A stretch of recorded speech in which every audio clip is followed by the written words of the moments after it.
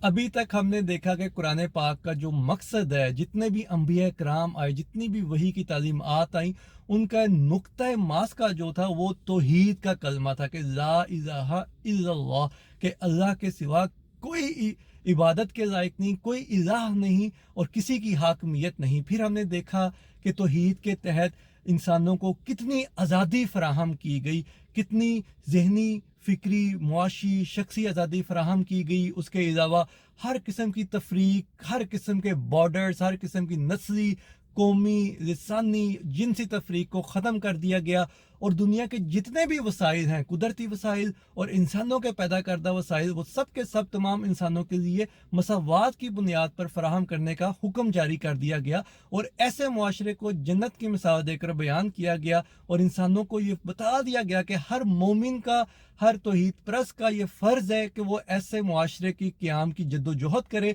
जहाँ पे ये वसाइल इंसानों की रबूबियत का बाइस बने और इंसान इन वसाइल को इस्तेमाल करते हुए अपनी सलाहियतों को तस्खीर कायनात के लिए इस्तेमाल करे। अब हम देखते हैं कि शिर्क से क्या मुराद है, क्योंकि शिर्क भी एक ऐसी टर्म है, एक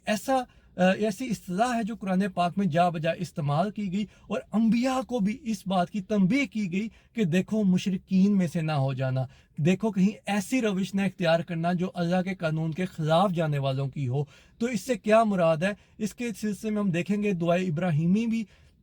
जो इन अल्फाज में पेश की गई कि इन्नी वज्जहतु वजहिया लिल्लज़ी फ़तरस समावाति वल अर्द हनीफ़न वमा अना मिनल मुशरिकीन। इसके अलावा हुज़ूर अकरम सल्लल्लाहु अलैहि वसल्लम की ज़ुबानी भी ये कलमात अदा करवाए गए कि मैं भी दीन इब्राहिमी के मातहत ही चलने वाला हूँ या दीन इब्राहिमी का ही फॉलोवर हूँ, उसी का इत्तबा करता हूँ जो मुशरिकीन में से नहीं ना। तो अब हम देखते हैं कि ऐसी वो कौन सी रविश है जो मुशरिकीन की रविश कही जाती है। जिस तरह रोशनी की गैर मौजूदगी अंधेरे का बायस बनती है, इसी तरह अगर हम तौहीद को समझ जाते हैं तो हम समझ जाएंगे कि तौहीद की गैर मौजूदगी का नाम शिर्क है। तो शिर्क की अपनी जो डेफिनेशन हमारे यहाँ मुरवजा जो तौर पर कायम की गई है कि अल्लाह के अलावा किसी और की इबादत करना, बुतों को पूजना, मैं समझता हूँ ये बहुत ही तंग नज़री से काम लिया गया है। शिर्क की डेफिनेशन तो बहुत वसी है कि हर वो काम जिससे हम तौहीद का इनकार करें, अल्लाह की हाकमियत का इनकार करें, वसाइल के ऊपर अल्लाह की हाकमियत की बजाय इंसानों की हाकमियत को तस्लीम करें, तो ये भी शिर्क है। हम वो मुआशरे की तश्कील ना करें, ऐसा मुआशरा जो इंसानों को रबूबियत का बायस बने, इंसानों की नशो नुमा का बायस बने, हम वो मुआशरा कायम ना करें, हम वो निज़ाम की कोशिश ना करें, ये भी शिर्क है। तो शिर्क देखें हर वो चीज़ जिससे अल्लाह की हाकमियत को नज़रअंदाज किया जा सकता हो और इंसानों की हाकमियत को अल्लाह की हाकमियत के ऊपर का दर्जा दिया जाए, वो शिर्क कहलाता है। तो हमने खुद अपना मुहासबा करना है कि क्या हम शिर्क करने वालों में शामिल हैं या हम